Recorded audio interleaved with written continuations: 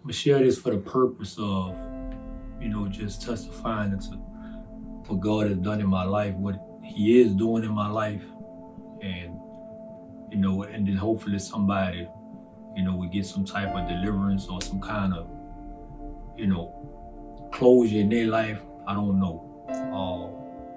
But for me, I just want to give Him glory and honor for what He has done for me, and just testify about the things I've been through. It was a rough path, but at the end of the day, just going through it, just a situation. Sometimes it's an emotional situation every time I try to share it, but at the end of the day, I just want to just share this so somebody can, I don't know, maybe it can impact somebody's life. For me, uh, at the age of 17 years old, uh, I was arrested for an armed robbery, an attempt armed robbery, an attempt carjacking, uh, crimes that I never committed. It was a friend of mine and I, walking down the street, and we was arrested as suspects. We were apprehended.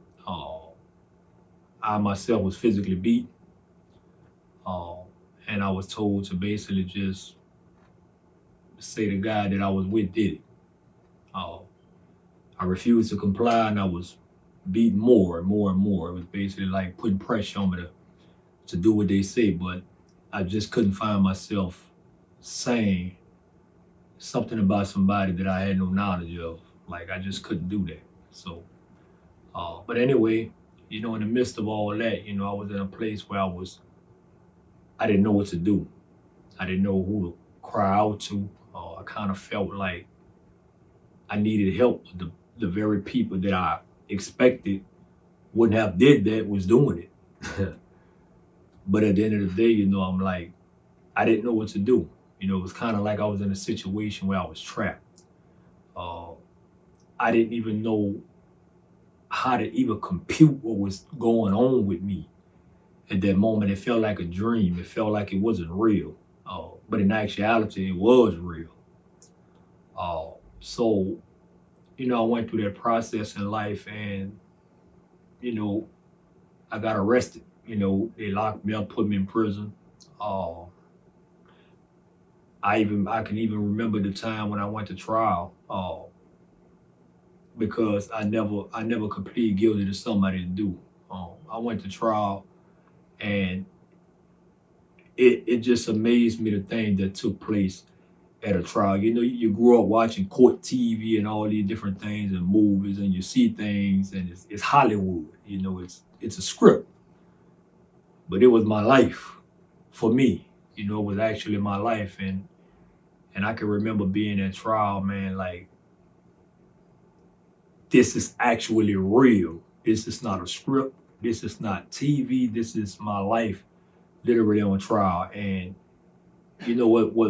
what bothered me then was, I'm at trial, and I have these people that's taking a stand who were victims, but none of them could identify the person who robbed.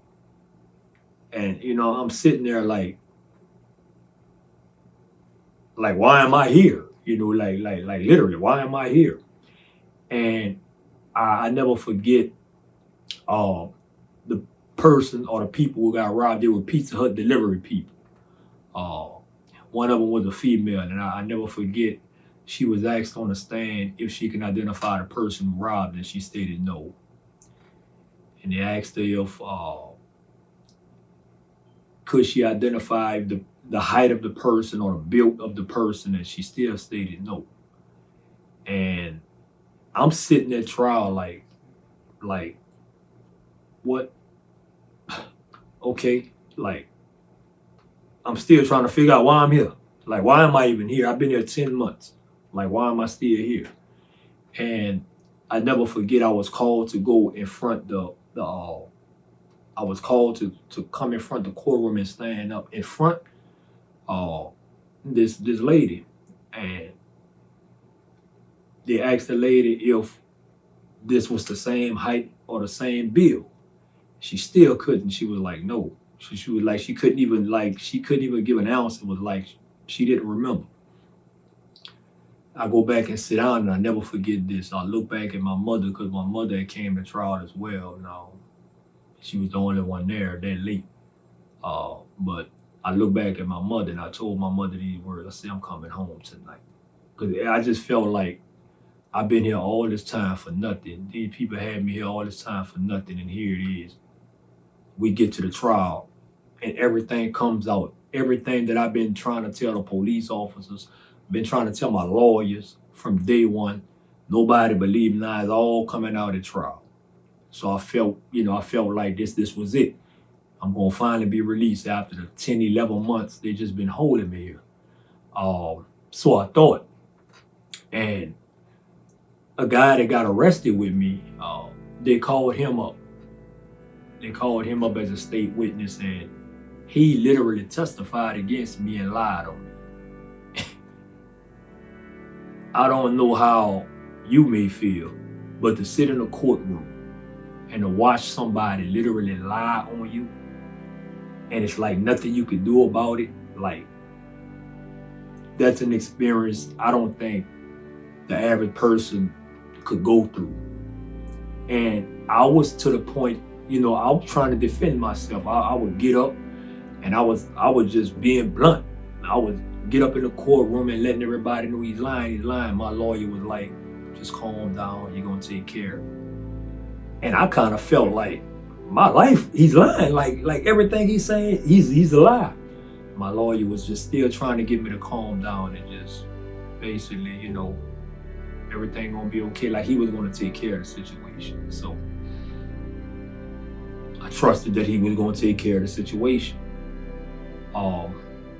After trial, the jury went deliberate. They came back with a guilty verdict. The verdict was, I was guilty of armed robbery. I was guilty of attempt armed robbery and guilty of attempt carjacking. Now mind you, no evidence against me. No one identified, none of this. The only thing they had against me was the guy I got arrested with saying that we were together, which I later found out he was beaten and coerced to say that about me. So my journey took place because now reality didn't hit. I've been found guilty by the state of Louisiana. Now, this is where the rubber meets the road. 2 weeks prior to that, no, 2 months prior, after that, I went to go get sentenced. They sentenced me. When I came back from my sentence, I got shipped to another facility. And that's where my journey started. From facilities to facilities to facilities. I couldn't stay still. It was like I go to this facility for a month or two, then I'm getting shipped to another facility, maybe a month or two, go to this other facility. It's like I'm just steady on the road.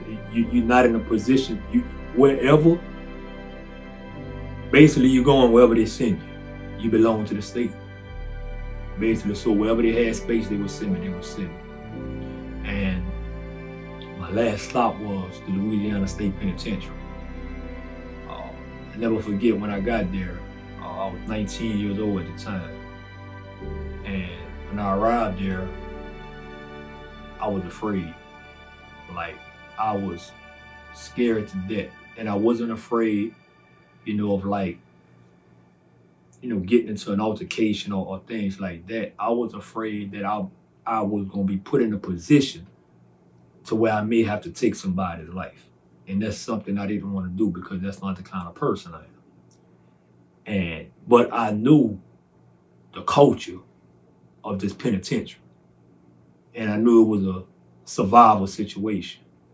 So I went through that process, man, and I can honestly say, my first 6 years of penitentiary life was rough. For me, it was rough because I was young. I felt like I was a target, so I felt like I had to just adjust to whatever was taking place. So I had the mindset of, if you bring it to me, I'm gonna bring it to you,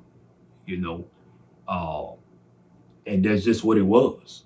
That's just what it was. So uh, I wasn't a saint. So I did whatever I needed to do, to survive for the first 6 years of my life.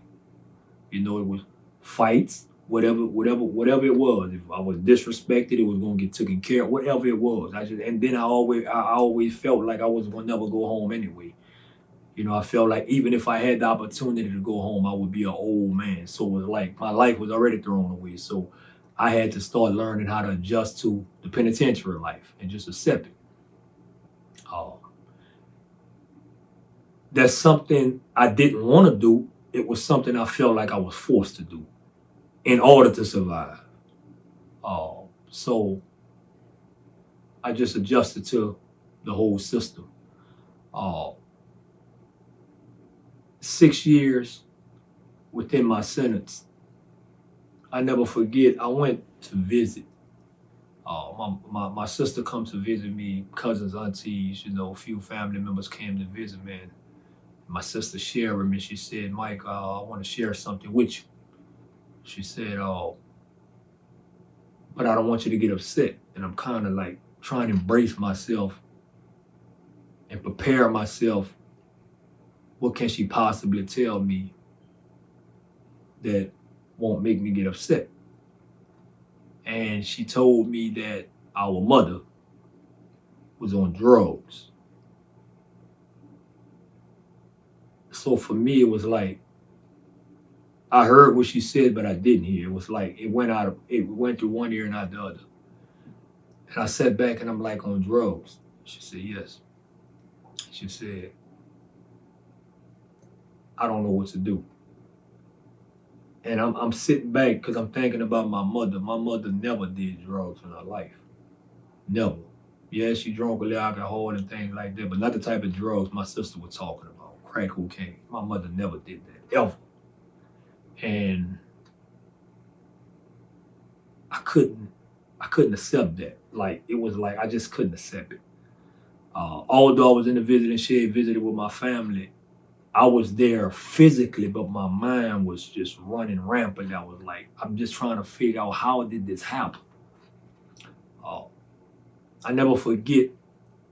I told my sister to make me a promise, and I don't know why I even thought like this. I don't know why my mind went that far ahead, but I told my sister, I said, "Listen, I want you to promise me that if anything happens, you would not allow our little brother and sister to be taken by the state."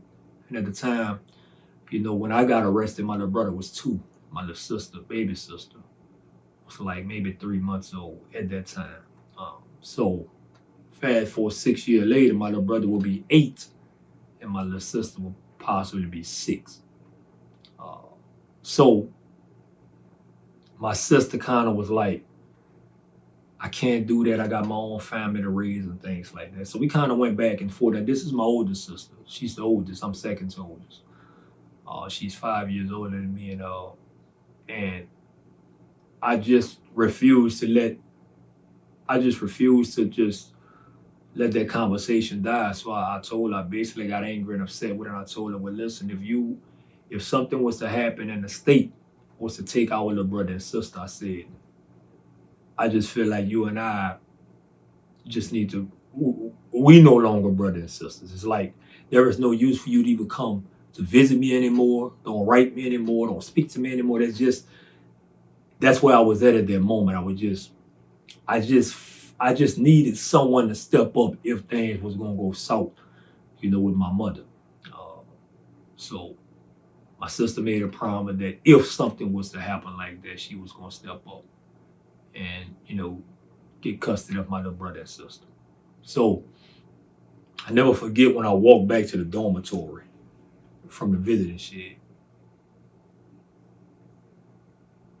My mind, I was, I didn't know how to even process what I just heard.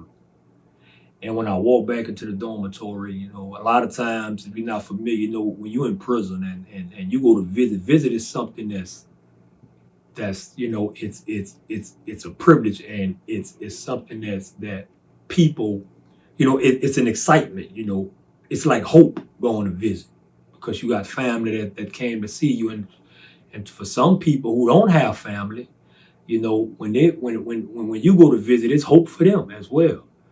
And when I walked back into the dormitory, I never forget that. I walked in and a lot of guys approached me. They was like, "Man, how was your visit? How was your visit?" And I couldn't say anything.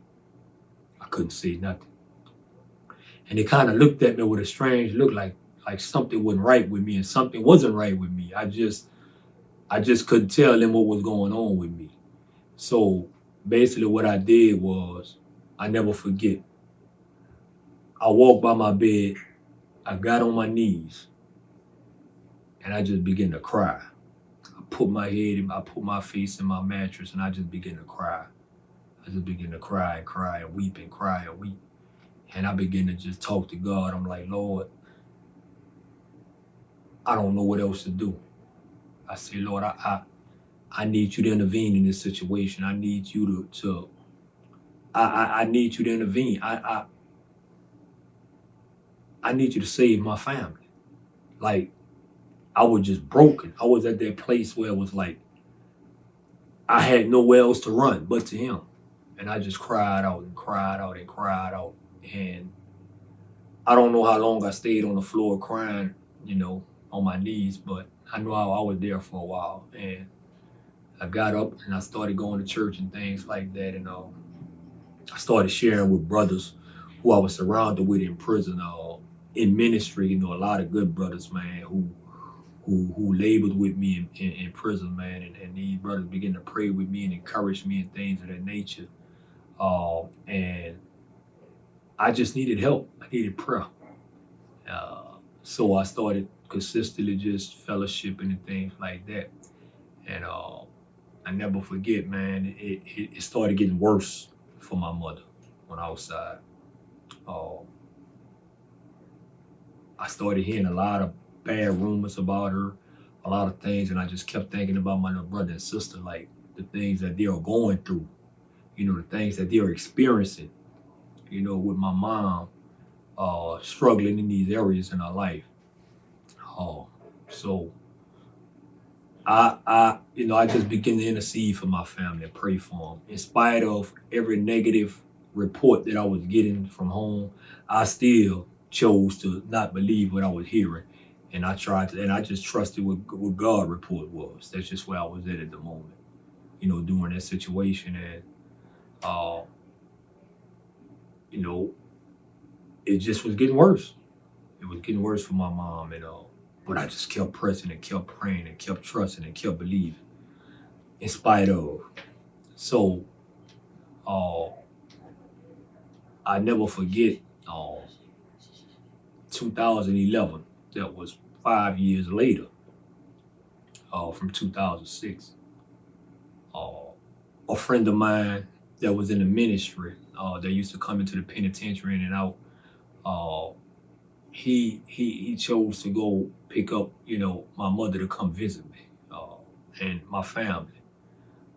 Which I found ironic. I was like, wow, that's a blessing, man. You would do that. He was like, man, I'll go pick your family up. I know you haven't seen them in a while for you to have a visit.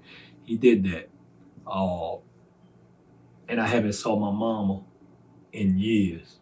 And I never forget when my mother, when I went to the visiting shed, mentally I'm trying to prepare myself, because I know that a person that's on that type of drug, their body's gonna transform.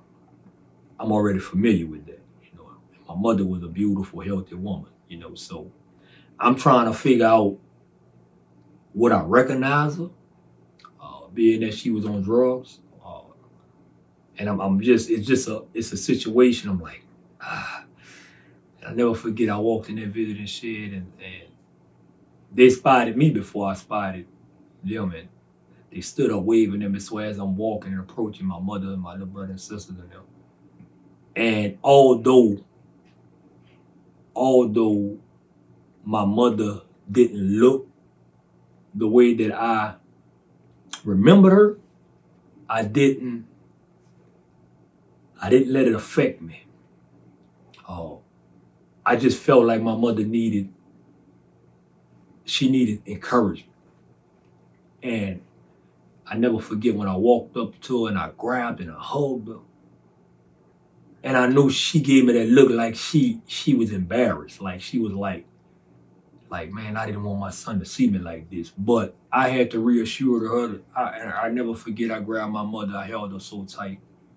And I told her, I said, Mama, you still beautiful. You looking good. And she just blushed and smiled at me, you know.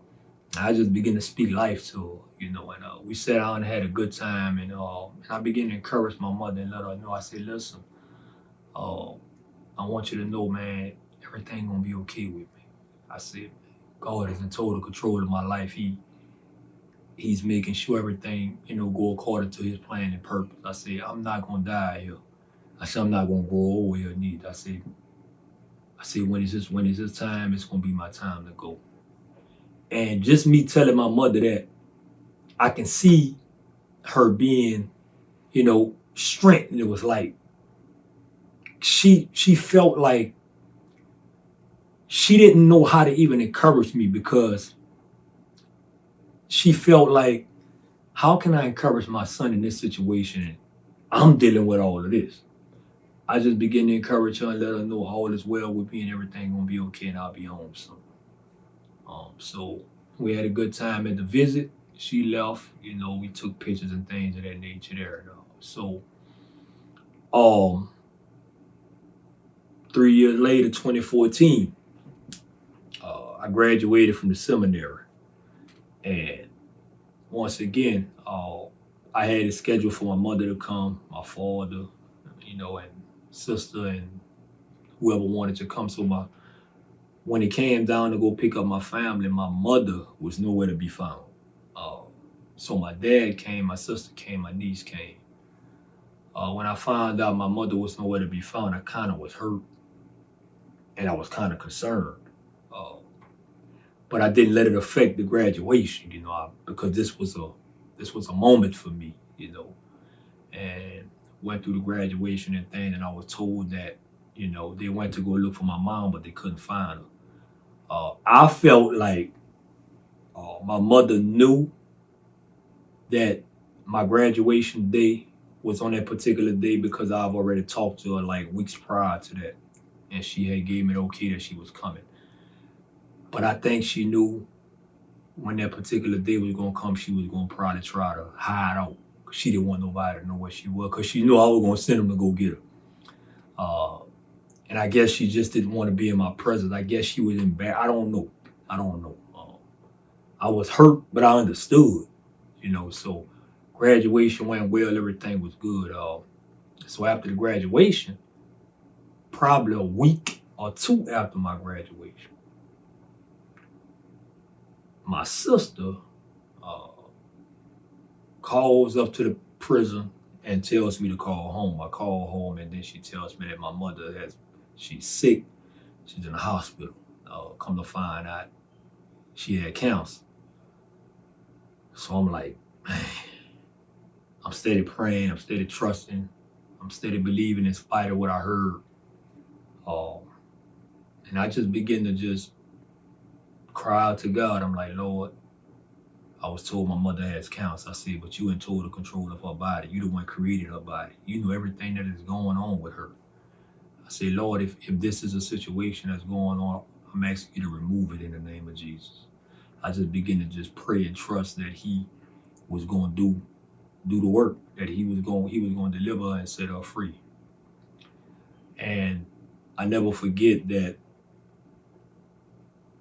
it was getting worse for my mother, to where they moved her into the area that's called hospice. And, you know, we know hospice is the part of the, you know, when you're in the hospital, when they put you in hospice, that's kind of like you're almost out.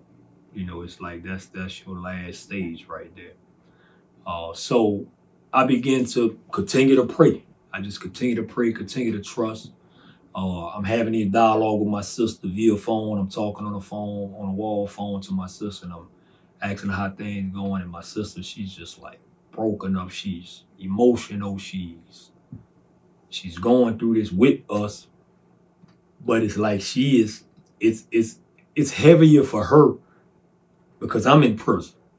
I got a little brother under me that's right under me. He was in prison. So my baby brother and sister, they kind of struggling with this because they're a little younger. So like everything is falling on my older sister. So she got to deal with this, and she still has to work. She still has her family she has to take care of. So it's like she had to just do all of this at the same time. So, which I commend her because she's a strong individual.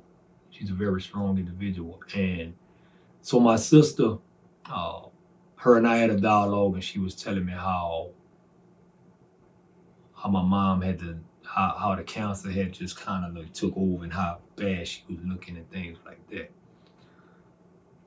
I told my sister this. I said, remember, now this is the year 2013.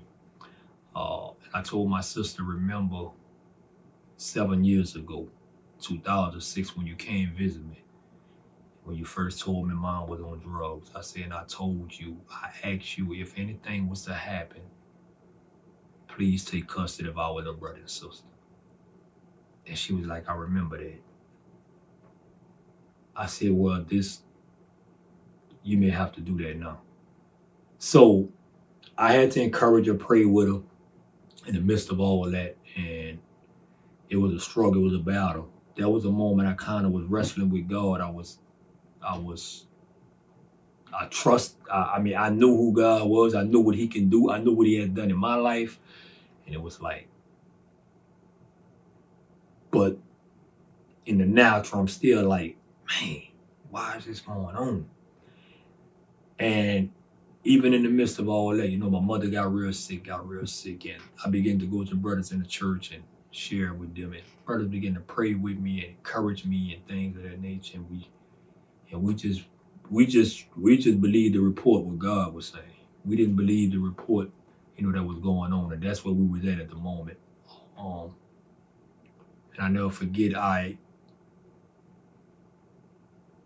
wanted to talk to my mother, and it was hard to try to talk to her from prison by her being in hospice. So it was like, I tried to call and, get her on the phone and things like that. But then I had got information that once a person is that sick and in hospice, they won't allow them to have cell phones and nothing in the room with them. So it was kind of impossible for me to talk to her, but I didn't give up. I still felt like I needed to talk to her. So I went to church service one night, and I never forget, man, the spirit was just moving. It was like the Lord was speaking directly to me in reference to my mother. And I just had a word to just give her. And I never forget, service was over. We walking on a walk, and I'm telling a friend of mine, I said, listen, I said, man, I'm going to talk to my mother tonight. And he just encouraged me. He was like, man, that's great. That'll be good. I said, man, I got to share something. I got to share this with her. I walked in the dormitory. I went to the phone. I dialed my sister's number, and she answered, and I was like, let me talk with mom. My sister was like, she said, Mike, man, I just left the hospital. And I'm like, huh? She said, I just left the hospital. I said, man, I need to talk to mom. She said, Mike, I just left the hospital. She said, I've been there all day. I'm tired. I'm like, she said, but I'll go back tomorrow and I'll let you talk with her. For some reason, it felt like I couldn't wait till tomorrow. It's like I needed to release this now. I don't know. I just felt like I was just instructed to do this now. It wasn't for tomorrow. I couldn't get nobody else to do it. I had to be the one to do it. I don't know. That's just how I felt. So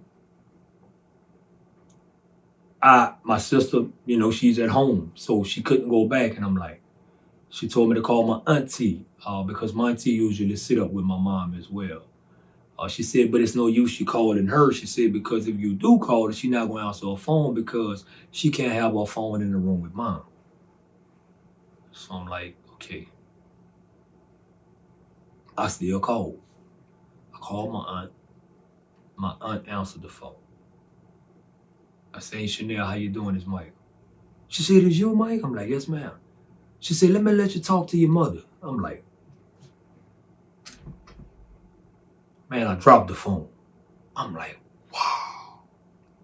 Like, she's actually in the room with my mother with her cell phone. Like, I'm like, wow. So I'm not nervous. I'm just like, I'm gonna finally get the opportunity to talk to my mother. And I never forget.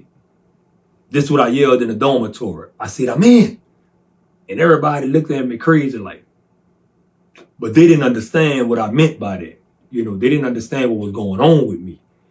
And I went to my bed, and I used to have little bottles of anointing oil with me at all times. I went to my bed and I got the anointing oil and I began to pray and I asked, I said, Lord, your word said if anyone amongst you sick, call the elders of the church to anoint them, with oil and pray. Lord, I said, I can't anoint my mother right now because she's not here physically. I said, but I'm going to stand in the gap for her. And I began to anoint myself down with oil. And I stood in the gap for my mother at that very moment.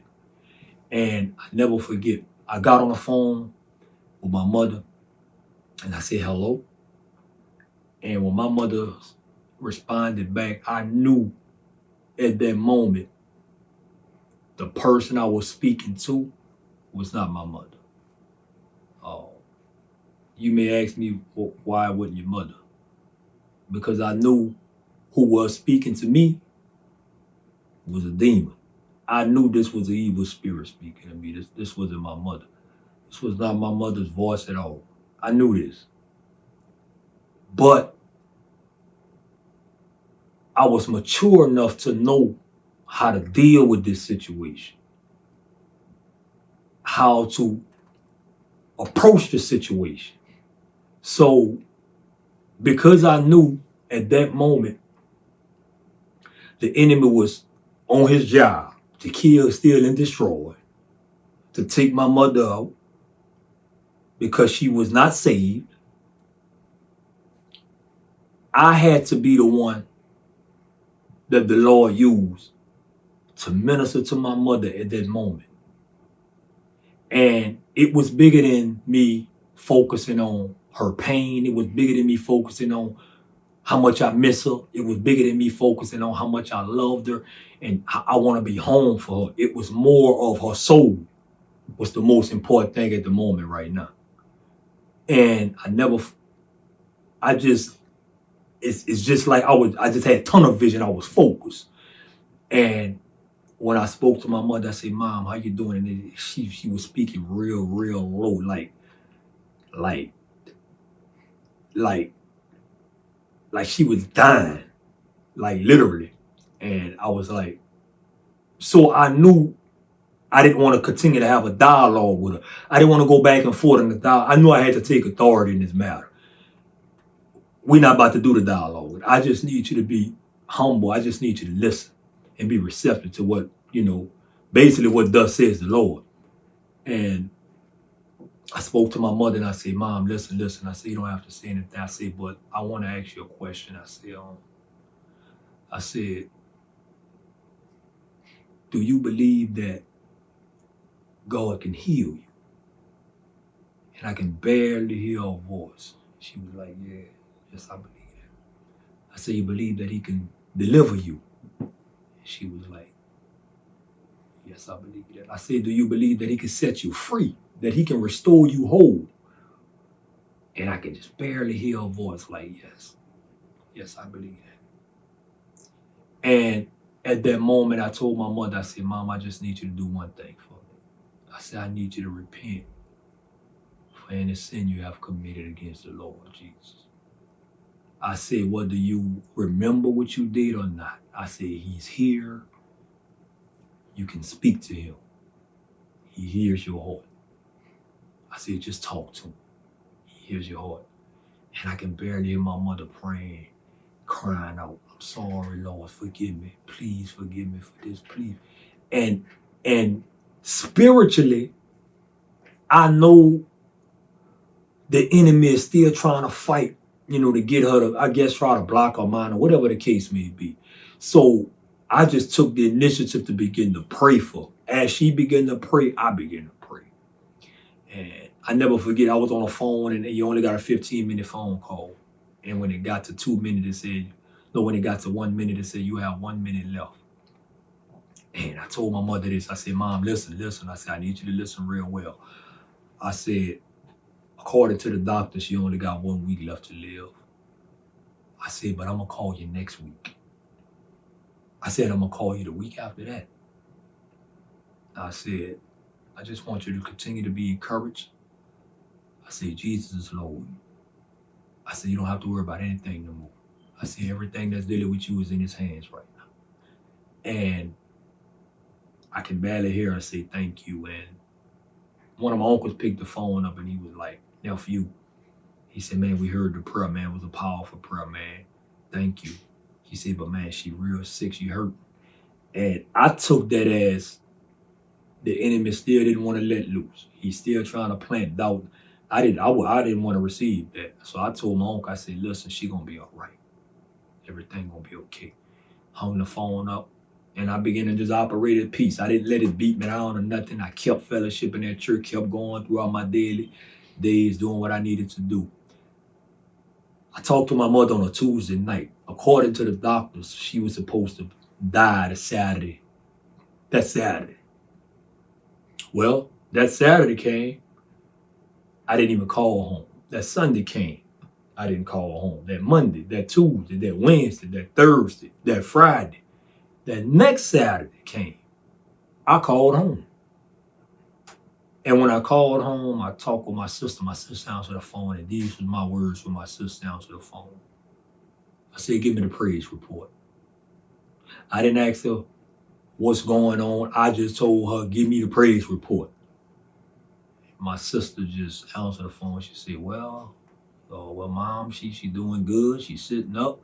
She's laughing. She's, look like her hair is growing back. And I just I just felt the presence of the Lord so heavy. I felt like, man, I could have challenged Goliath and every last giant. It was a situation like, man, don't tell me what God can't do. Like a miracle, literally a miracle. And so I told my sister, I said, well, look, and my sister, she's beginning to cry and things like that because she was excited. And I was like, and I began to encourage. I said, man, listen, man, God is in control of this matter. I said, everything gonna be okay. She gonna be all right. So that happened.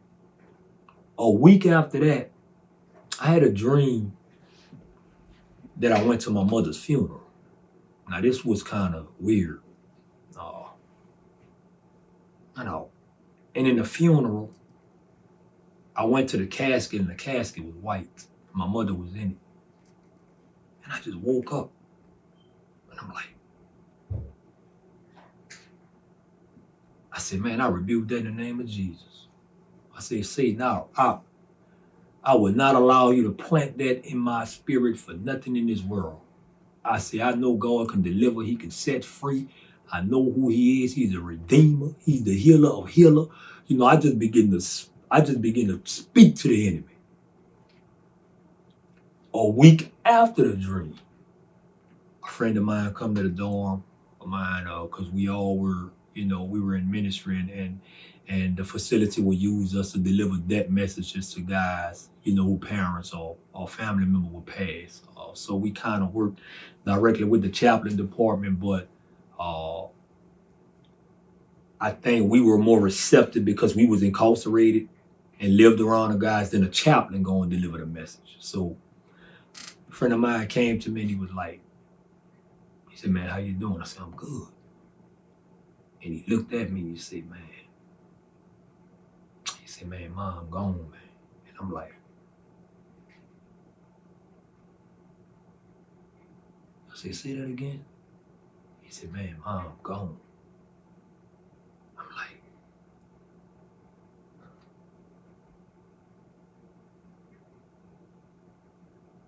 and I was hurt. But I didn't know that he was talking about my mom because this guy had just lost his dad 2 weeks ago. So he's telling me Mom gone. I'm thinking he's talking about his mom. So I'm like, man, I just grabbed him and embraced him and held him like, man. And he was like, no. He like, yo, Mom.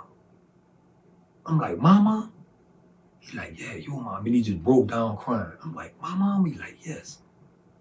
I'm like, I mean, I was hurt, but it didn't affect me like it would have affected the average person. It was like, because I still couldn't believe it. I'm like, well, Lord, I know I prayed. I know I followed the instructions you gave me. I'm like, she gone?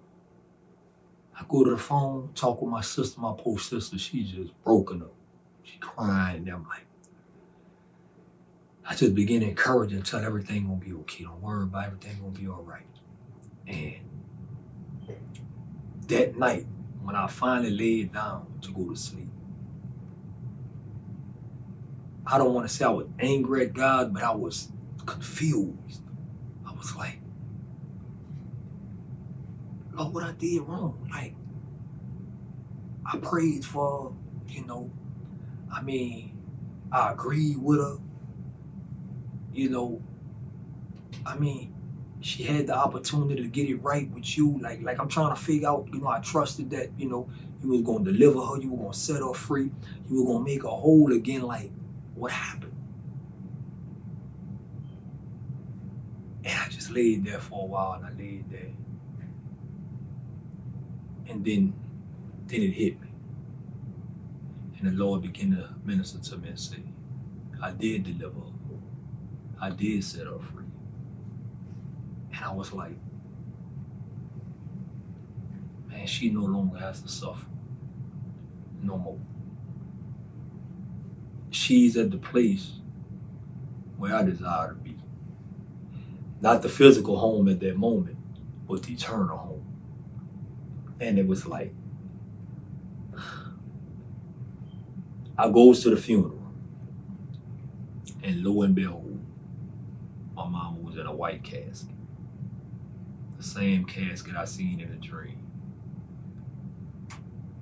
And it was just God's way of confirming to me that he was in control of everything that was going on. And I was like, I was at peace at the funeral. I had the opportunity to do my mother's eulogy. For me, it was a day of celebration. I didn't take it as a day of mourning. And I had to encourage the whole family at the funeral. I went through that process, man, and it was just like, and I never forget, when I finally get back to the prison, I began to walk the prison yard by myself, just walk. And I'm like, I said, Lord,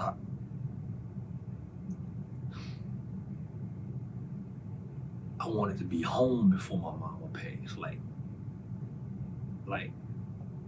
and I'm just walking the prison yard. And I just broke down crying. I'm like, man, sometimes life don't seem fair. Like, it's like, you try to do the right thing, and it's like, it does. It's like, I'm trying, I'm doing everything. Yes, I slip, I make mistakes, but I kind of felt like, Lord, you could have. But nevertheless, let your will be done, in spite of how I feel. And I walked the yard, and I cried, and I just released that out of my heart. And I never forget that there was a security guard walking the yard, and he was checking the perimeters on the fence line. And when I seen him from a distance, I tried to, wipe my eyes and play it off like I wasn't crying, like I'm good. And this man walked, and he don't even know what's going on with me, period. And I walk, and as he's walking towards me and I'm walking towards him, he looks at me, he said, man, pick your head up, man, smile. He said, man, everything gonna be all right. He said, bro, you're not gonna die here, man. You about to go home. I'm looking at this man like, what? Like, huh? Like, in my mind, I'm like, where you got that from? Who told you that? Like, inform me. Like, man, you talking like you just got this from somebody. Like, but at the moment, not knowing, man, God was using that security officer to speak to me, to encourage me. And I'm like, and I walked, and I was like, I just agreed with it. I said, you're right. And it was like a peace, just like peace just came up over me. And I was like, man, I just continue to do what I needed to do. I continue to do what I needed to do. I graduated from the seminary. I went out as a missionary to another prison to work through the chaplain department. I went there. That was a challenge in itself. Just to go do ministry, man, because a lot of times you're not familiar with ministry. When you go to certain territories, man, you're not welcome there. The enemy, you're not welcome. Period. You got a fight on your hands because you coming to take territory back that has already been taken, and that was a challenge for me. But I thank God for my pastors, who I sat under. At the time, Pastor Christopher Ron Hicks, man, a mighty man of God who equipped us and trained us, for this battle. And man, I went in that situation, man, trusting, believing, crying, fasting, praying, ready to give up. I've been through it all, so, and I just began to just try to, just do what I needed to do. The next year, while I was out as a missionary in 2015, I never forget, it was New Year's night. And I was laying in my bed. And in prison, New Year's is a big thing for guys. It's kind of something guys look forward to. I guess it's a sense of freedom. The many guys just to, watch that ball drop in New York. You're looking at the TV, you're seeing everybody in society, and everybody trying to figure out what they're gonna do next year, what they're gonna do, and things like that. So, but for me, I was just laying in my bed like, well, another year coming in, And as I can hear everybody in the TV room, all the guys hollering 10, 9, 8, 7. I'm just laying in my bed. And when it got to one, they're like, Happy New Year, everybody cutting up, and you can hear all the noise. And everybody yelling, screaming, they beating on it, making noise. They just cutting up. You can hear the whole compound cutting up. And I'm just laying in my bed. And in the midst of all that noise, I heard these words: clemency. The word was so audible. I swore somebody just told me that. So I looked at the guy next to me and I asked him, I said, what you just said? And he was like, I didn't say nothing. I'm like, huh? I said, you didn't just say it. He said, I didn't say nothing. I said, man, I know I ain't tripping. I laid back down. I heard the word again, clemency. I looked on the other side of me. I'm like, man, I knew. So I asked the guy next to me on that. So I said, man, he said, man, no, I ain't. I'm like, hold up, man. I'm like, I know I ain't tripping, man. Somebody just said clemency, but like audibly. This wasn't in my spirit being this. I heard this. And I laid there for a while. And I'm like, clemency. So I went to a guy that I was familiar with, that I knew, who was an inmate counsel. And I asked him, I said, man, what's a clemency? He began to explain to me what a clemency was. And he was like, well, a clemency is something that, you can file for that. He said, but you have to file for that to the governor. I'm like, yeah. I said, well, how do you go about doing that? He said, well, you have to get an application, fill it out. He said, but you have to be incarcerated at least 10 years in order to file for that. Now, at the time, I was incarcerated 15 years. I didn't even know. I didn't even have that information. I didn't know that. So I didn't really think too much of it. I went back, lay down, relaxed. And as days went on, that word was in my spirit, clemency. So I said, well, Lord, if this you, I said, I'm going to step out in faith. I said, if this you, let your will be done. And I went to classification office and I got me a clemency form and I filled it out to the best of my ability. But this is the thing about a clemency form, if you're not familiar with it. There's a bunch of questions on there. They're going to ask you, things about the charge you on, what you been locked up, how long you been locked up, date of birth, all that kind of information. But on the back of the clemency, you have to share why are you remorseful for the crime that you committed. Now understand something. I'm incarcerated for a crime I never committed. How can I be remorseful for something I didn't even do? It didn't make sense to me. Like, I'm filling the application out, but it's not completed unless I fill the back of it out. And I'm like, man. And I've heard many guys say things like, well, if it was me, and I knew I didn't commit a crime, and I was locked up for a crime I never committed, and if I would have filed for clemency, I'd have just let them know I'm sorry. The mindset just to go home, whatever. But I'm like, it didn't make sense to me. Like, why would I get this for and lie? Lie and say I'm sorry for something I didn't even like. If I was gonna do that, I should have did that before. I shouldn't have even went to trial. Like, it didn't make sense to me. Like, so it was a challenge, and I had that paper, and I'm looking at the back of it, and I said, man, I'm just gonna be honest. If they grant it, they grant it. If they don't, they don't. So I'm gonna be honest. And I told the truth. I let them know I was beaten up by police officers. I let them know everything that went wrong with me. That how wrong for the things I've been through, the struggle I've been through. I was just honest with them.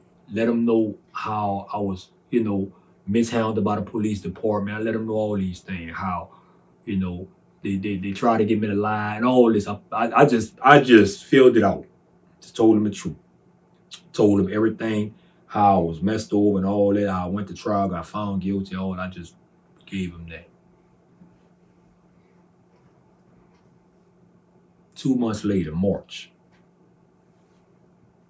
I get some legal mail. When I opened up my legal mail, it was from basically, the clemency board, things like that. They granted my clemency. They granted it. I'm like, I couldn't believe this. This for me, this is like, man, is this real? I didn't even want to share it with nobody, because the thing about prison is this. Good news can get you in trouble. And what I mean by that is this.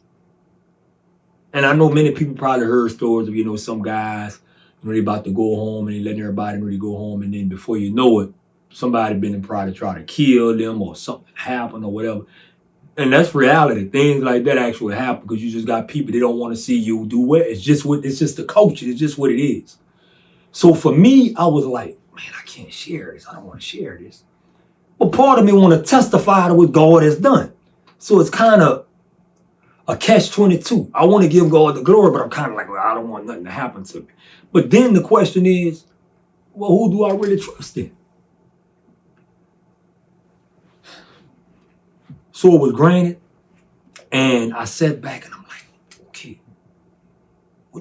so this mean if they granted, does this mean I'm going home? So when am I going home? But I don't know. The clemency it's a process. There's steps to the clemency process. They can grant it, but that doesn't mean you're going home. It's a process you got to go through. And I had to learn that. So I had some paperwork that they sent me and I had to fill out a residential plan where I was going to be living if they was to set me free. A job plan where I was going to be working at if they was to set me free. And if I had anybody that was going to be, was going to support me, so I filled all that out. I filled all that out. And I went through that process. I had the opportunity to meet with a parole officer that came visit me and got some more information from him and things like that. So I'm waiting.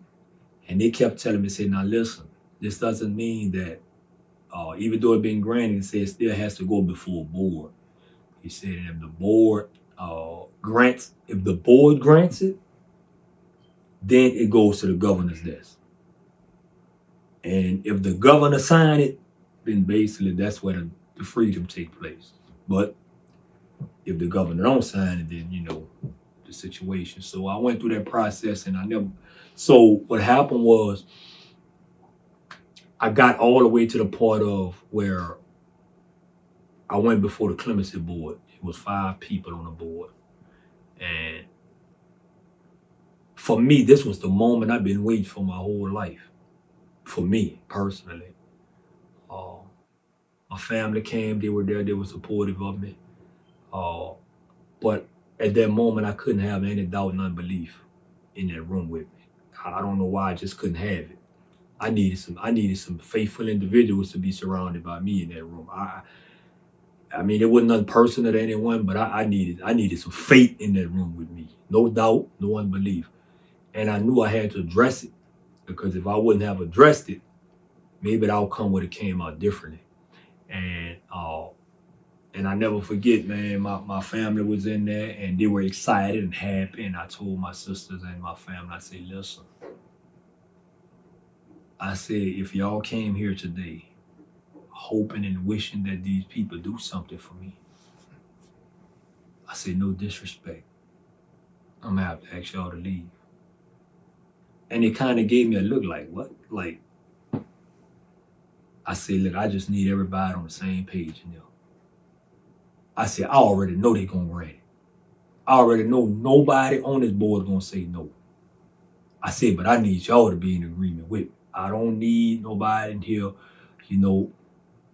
body language off. And that's just where I was at the moment. I wasn't trying to be disrespectful for my family, but I needed the Spirit of God to show up and show out in this moment. And they stayed. Went before the board. And they began to talk to me. First guy talked to me on the board. He asked me a question. He said, how you doing, Mr. Poem? I said, I'm doing fine. He said, I want to ask you a question. I said, yes, sir. He said, did you feel like these clemency forms? I'm like, yes, sir, I did. He said, did you feel it out truthfully? I said, yes, sir, I did. He said, Mr. Poem, did you go to trial? I'm like, yes, sir, I did. He said, what happened after you went to trial? I said, I got found guilty. He said, okay. He said, now, I'm reading your form. I'm reading your application. You said you didn't commit the crime. I said, yes, sir, I didn't commit the crime. He said, so you didn't commit the crime? I said, no, sir, I did not commit the crime.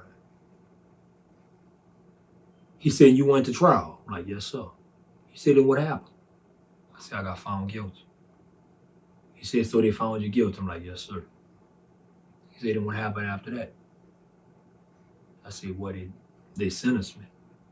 He said, then they sentenced you? I'm like, yes, sir. He said, then what happened after that? I'm like, I said, well, they shipped me to another prison. He said, they shipped me to another prison. I'm like, yes, sir. He said, then what happened after that? So it was, and I'm kind of like, where is he going with this? Like, mentally, I'm kind of like, I'm answering every question he asks me, but he keeps saying, well, what happened? Then it hit me. I said, I see what he's trying to do. Basically, he's telling me in so many words, well, if you went to trial, you got found guilty, they sentenced you, they shipped you, and this happened, and that happened, then you guilty. Like, I guess he was trying to make me understand that, well, if I went through all this and ain't nothing happened, then I'm guilty. But I knew I wasn't guilty, in spite of what he was saying. So he looked at me and said, well, Mr. Palmer, he said, I don't believe you. He said, I know you said you didn't commit the crime. He said, but I don't believe it. I think you did. Well, he's entitled to his opinion. But I didn't let it affect me or bring me out my character. I humbled myself and I heard what he had to say. The next person went. So the next person was like, how you doing today, Mr. Palm? I said, I'm doing fine. He said, listen, I'm looking at your paperwork. He said, I see that you've been doing good since you've been in prison. You got GEDs, you got trades, you mentor, you help people, you do this, you do that. You know, he just kind of, I'm like, yes, sir, yes, sir. He said, well, that's pretty good. He said, but he said, did you commit the crime? I'm like, no, sir, I didn't. He said, you didn't. I said, no, sir. He said, did you go to trial? I'm like, yes, sir. He said, did you get found guilty? I'm like, yes, sir. He said, how much time he gave? I said, he gave me 45 years. He said, okay. He said, well, I have no further questions. The next person went, third person. That person basically was like, I have no question. Then he said, well, hold up. I just want to ask him one question. So he asked me, he said, you're actually stating on the record you didn't commit the crime. I'm like, yes, sir, I didn't commit the crime. He said, okay, I have nothing else to say. Cool. The fourth person went. He said, Mr. Palmer, you stayed into this board today that you didn't commit the crime. Like that, they were just stuck on that. That was just like, and I was like, yes, sir, I didn't commit the crime. He said, you went to trial? I said, yes, sir. He said, you got found guilty? I'm like, yes, sir. He said, that's ironic. He said, because I have some paperwork right here stating that you pleaded guilty to the charge. And I'm like, I said, that's impossible. I said, you got paid? He said, yes. I said, that's impossible. I went to trial. So as he's looking at my paperwork, because I'm on a screen, I see somebody walk behind him and taps him and gave him a folder. So he gets the folder, he opens the folder, he looks up. Little did I know he had the wrong paperwork. He didn't even have my paperwork. So he apologized to me. He said, I apologize, Mr. Palm. He said, I thought this was somebody. I said, I got your paperwork. He said, you did went to trial, you did got found guilty. I see it. He said, Mr. Palmer, but let me ask you something. He said, you do know that when people file for clemency, he said, you do know that they have opposition against them, right? I'm like, yes, sir. He said, you do know that many people that file for clemency don't get it, right? I'm like, yes, sir. He said, Mr. Palmer, I'm here today to tell you that you have no opposition against you. And I'm like, I kind of sat back in my seat like it was a humbling moment for me, because you got to understand something. I was beaten by the police department, railroaded by the district attorney. My lawyer even sold me out. And here it is. This man is telling me I have no opposition against me. He says, Mr. Palmer, not only don't you have any opposition against you, he said, you have letters of recommendation written on your behalf, which I was already familiar with. Certain people write letters of recommendation on me, like pastors and character witnesses and things like that, even wards and people that's in the prison system. But I wasn't prepared for what he was about to tell me. That man looked me in my eye. He said, listen, he said, you have a letter of recommendation from the Opelousas Police Department. He said, you have a letter of recommendation from the St. Landry Parish Sheriff Department. He said, and you have a letter of recommendation from the district attorney's office. He said, they want to see you home. I'm like, wow. And as he was telling me this, that scripture popped up, I will make you enemies your footstool. It just was like, the king's heart is in his hand. He turned. I'm like, wow. I'm like, I was so excited. I wanted to break out running. Like, I wanted to just do a victory lap in that room. But I knew what was, it's hard to explain. I just wanted to just respond, but I knew I couldn't because of the setting I was in. And I just humbled myself, and I'm like, he said, Mr. Palm, I just want you to know, just that alone speak volume with me. I'm like, yes, so the last person went, which was the chairman of the board. She began to talk to me, and she began to encourage me and let me know, I've been doing good, and she got my record. I don't get in trouble. I help everybody out. I got 2-3 trades. I was a mentor. And it's just a lot of stuff she was bringing up. So she was like, listen, I'm proud of you. I'm like, thank you, man. She said, okay, well, is there anybody, Mr. Palmer behalf, something they wanted to say? So my cousin spoke up for me, spoke on my behalf and things like that. The chaplain spoke on my behalf and other people in the prison. So it came down for the decision now. They begin to vote. Now, I'm a slowly backtrack, because when I prayed, I'm gonna show you. Remember when I said this? When the Lord spoke to me about clemency, and I was like, Lord, if this your will, you're gonna have to be the one to do it, because when I filed for clemency, I didn't know what to ask for. I know what I wanted to ask for, but I felt like if this was the Lord leading me, then he was going to instruct me on what I needed to do, instead of me just doing what I felt needed to be done. And at that moment, in that clemency form, the Lord instructed me to ask for my sentence to be commuted to 20 years. Now notice, I had a 45-year sentence. And at that time, I was only incarcerated 15 years. I could have asked for a full pardon. That's the clemency process, meaning they could commute your sentence or they can give you a full pardon. The Lord didn't instruct me to ask for a full pardon. I didn't know why I didn't. I knew why now. Because he still needed to work. There was work that still needed to be done through me. It wasn't my time yet. I still needed to do some work. So that's what I asked for. Now I'm in front of the board, and guess what? When they made their decision, the first guy who was giving me a problem, he said, well, you know what, I vote to grant you clemency, Mr. Palmer. He said, but I vote to commute your sentence to 25 years with parole eligibility. Okay. The next person voted and said, I also vote to grant, Mr. Palmer, but I vote to commute your sentence to 20 years with parole eligibility. And everybody else went with the 20-year parole eligibility, which override the guy with the 25. I said that, and it was like, I'm sitting there like, man, everything that the Lord instructed me to do, I'm watching it unfold in my eyes right now. So when everything they congratulate me, gave me. So in my mind, I'm thinking, this is it. I'm going home today. It's over with, Not understanding it's still a process.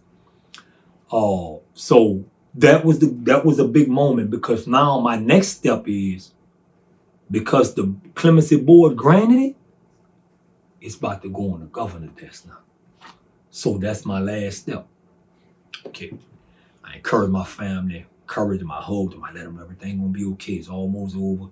Keep doing what y'all doing. I'll be out of here soon. 3 years, 4 years, because I went up on the clemency board in 2016.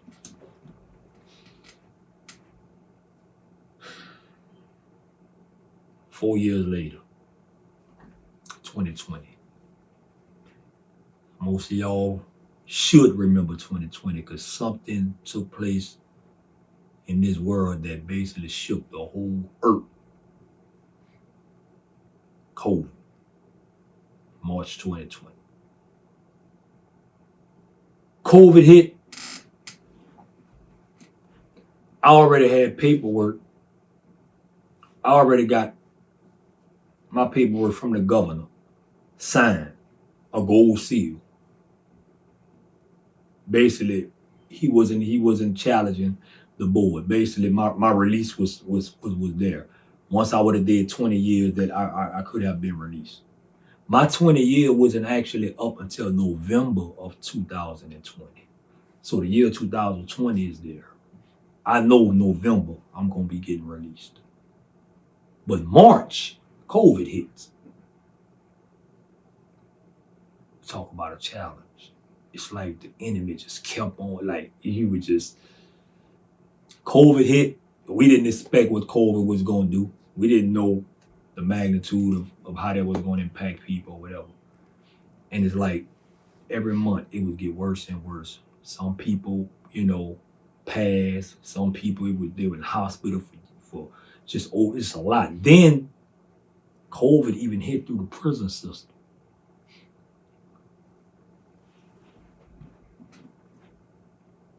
They would come in the prison and check our temperatures. Every night they would come in. We had to line up, check our temperature.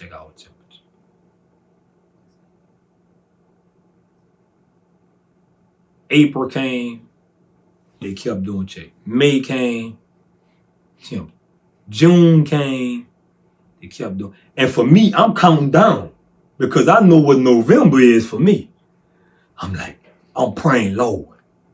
And I'm hearing how they shutting businesses down because of COVID. And I'm like, oh man, I don't need this. Not why this had to happen this year.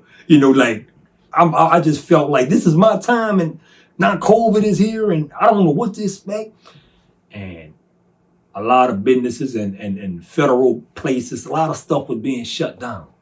So, man, I'm just steady praying, steady hoping and believing.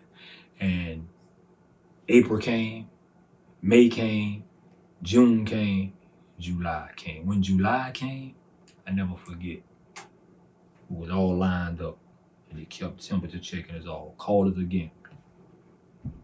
I go up there, the man put the thing to my head, and he looked at it. He did it again, and he looked at it, and I'm looking at him like, the nurse right there, and I'm looking at him like, what's going on? He checked my temperature again, and he looked. Then he showed it to the nurse, and I'm like, trying to figure out what's going on. He said, man, I'm gonna have to ask you to pack your stuff. Now, I knew what that meant, pack your stuff. I'm like, he said, man, you got a high temperature. I'm like, man, I know in my mind, man, I know I ain't got, no. Man, I can't, no, I ain't got COVID. No. 4 months from now, man, I got to go home. No, man, this can't be happening. This is, I'm like, I go pack my stuff. They take us to the infirmary and actually give us the COVID test where they, put the thing up your nose and all that. So they did that. They sent it to the lab. So we waited about 2 days to come back. Every last one of us tested positive for COVID. I'm like, I said, man. I'm like, Lord, you got, Lord, what's going on? So went through that process, the quarantine thing was a 14-day quarantine. So we going through the quarantine thing. Oh, my actual board date was in July. That's why I was so kind of, I actually had to go up before parole board in July. That's what it was. So I get COVID July the 2nd. I had a high temperature. July the 4th, I actually found out that I was positive for COVID. Let's do some math right quick.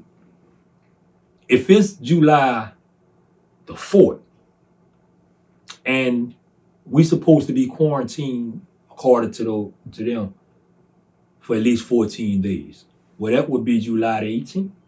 Now, my actual parole date was July the 22nd. Watch this. So, I'm in quarantine, and I'm saying, okay. Now, sometimes you may go in quarantine, and you may You may have to stay in there longer than 14 days. It depends on how your body responds to it. Some people shake it. Some is, it takes a while for them. So for me, I'm like, man, I got to shake this thing. I got to shake this thing. Because I know if I'm not clear by the time the 22nd comes, I'm not going to be able to go up in front of that board. And I can't have that. I've been incarcerated 20. I'm finally at the door. I cannot have this. And I never forget, the 14 days is about to start. Now, this was the trick part. They didn't actually start it's probably hard to explain because the way they did it, it was like they call it like a step down. Basically what that meant was if they remove you from the infirmary, then they start your 14-day quarantine.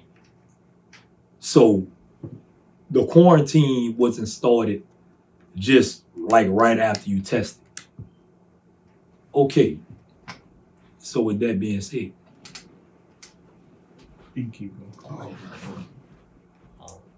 so with that being said, they didn't start my process until like July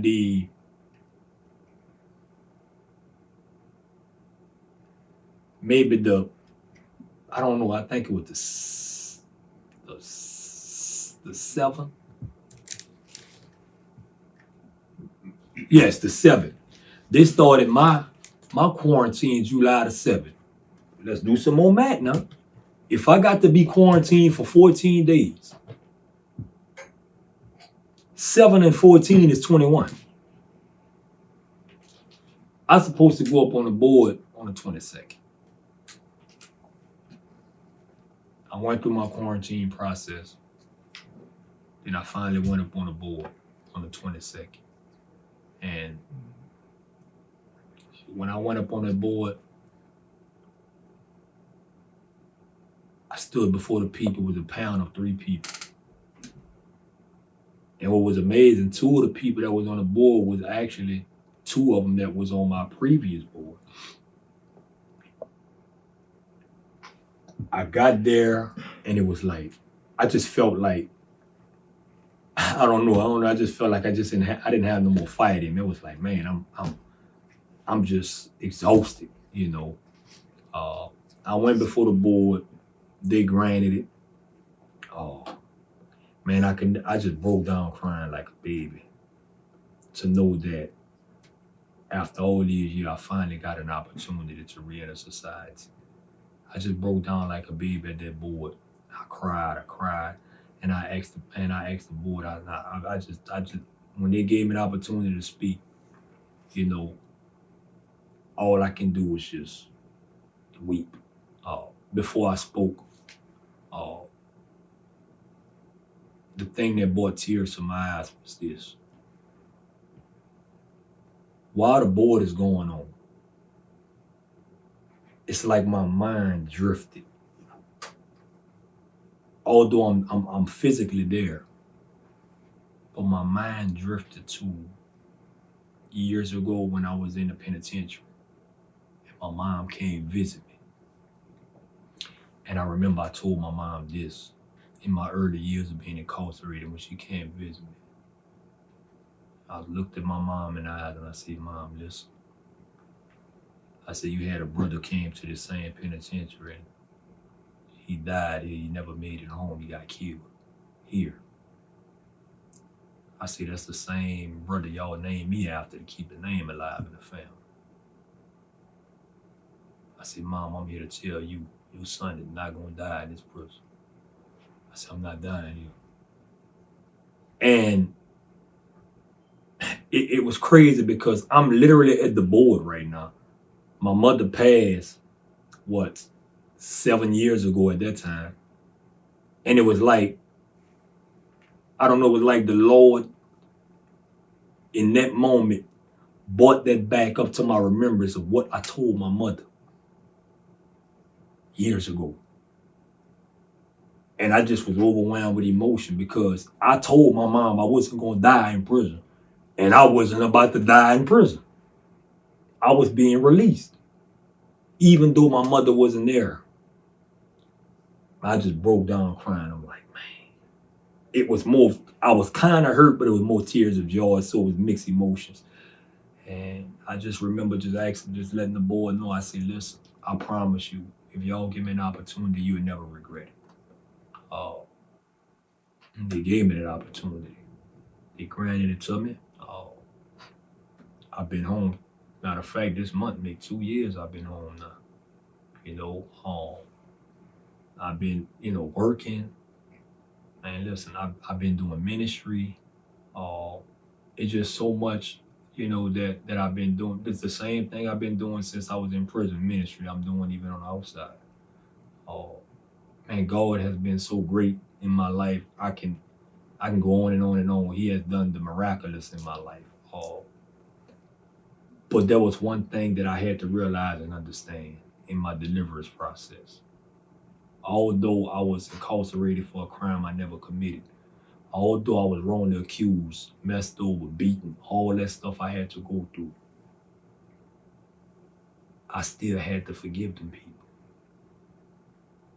That was the hardest thing for me to do, but I didn't realize that have I would not forgiven them, God couldn't move on my behalf. I never forget the Our Father prayer. Forgive us our trespass as we forgive those who trespass against us. I never forget. One day, man, I was praying, and the Lord brought that back to my remembrance. And I had to think about it. And the Lord began to minister to me and tell me, listen, I can't hear your prayers because you still have them people in your heart. You still have that district attorney in your heart. You still have the police officers in your heart. You still have your lawyer in your heart. You still have the judge in your heart. He said, you have to forgive them. Forgive us our trust. So how can I ask God to forgive me for my trespass as I forgive those who trespass against me? Didn't work like that. Until I released them out of my heart and truly forgave them, that opened up the door for God to move in my life. And use the same people to not even fight against me. That was monumental for me in my life. That was very monumental for me. I'm still fighting my case at the moment. I'm still, although I don't have bitter and anger in my heart against, what they did to me, I still want to be fully vindicated. I don't want to no longer be on paper, none of these things. I want total freedom where I won't be limited to where I need to go. And I know that's going to take place. I know it is a time for that as well. So I'm steady trusting and believing God for that as well, and how he needs, to move in that situation, as well. I've been through a lot in my life. I've been through a lot, but I can honestly say that that journey I went through was an eye-opener for me. I can honestly say that there was something that I had to go through. I know that may be, mind-blowing for some people to hear that like that, because I can honestly say that the route I was headed, I would have bust hell wide open. I would have died in my sin. So the Lord used prison to spare me. He did it the way he seen fit to do it. I'm not challenging it, because at the end of the day, I stand here today a redeemed man, set free. So I no longer have to wrestle with death in the grave anymore. That's not even an issue to me anymore. So, for me, I just want to continue to do what he called me to do, continue to be obedient, continue to be a light in the midst of darkness, continue to impact people's lives, just continue to, to just be a vessel to whoever or any individual, as long as I'm still here, so I know I still got a long way to go. Hey, I'm on that journey. I'm not giving up. I'm moving forward. But the good thing about it is Jesus is Lord of my life now. And with him being Lord of my life now, I'm doing things according to his will and his purpose. And I'm giving him all the glory and honor and everything. So I just pray that, that this, me sharing this, I don't know, I just pray that it impacts somebody's life, that it opens somebody's eyes up. I don't know your situation. I don't know what you're dealing with. I don't know what you're struggling with. I don't know your story. We all got a story. This is my story. I probably could have went more in depth in a lot of things, you know, but the most important thing is that, you know, I got incarcerated for a crime I never committed, but I was lost in.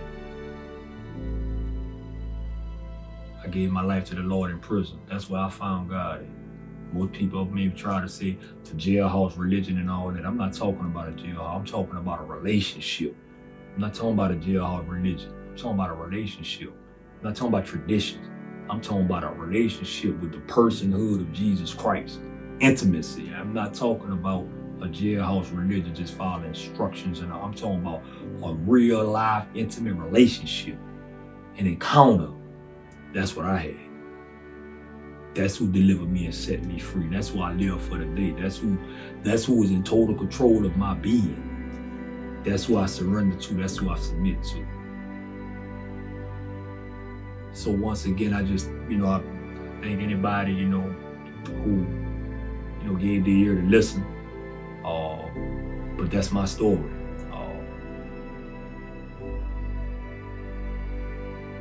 In the midst of all this, I just give God the glory of anything I went through. He seen me through it. He walked me through it. I was strength to go through it. I stand the man I am today. I'm not allowing my past to determine my future. Never that. I'll testify about my past, but that doesn't determine who I am and where I'm headed in life today. So I just stand here to give him all the glory and honor, because it's not about me, but it's all about him. So that's my story. Amen.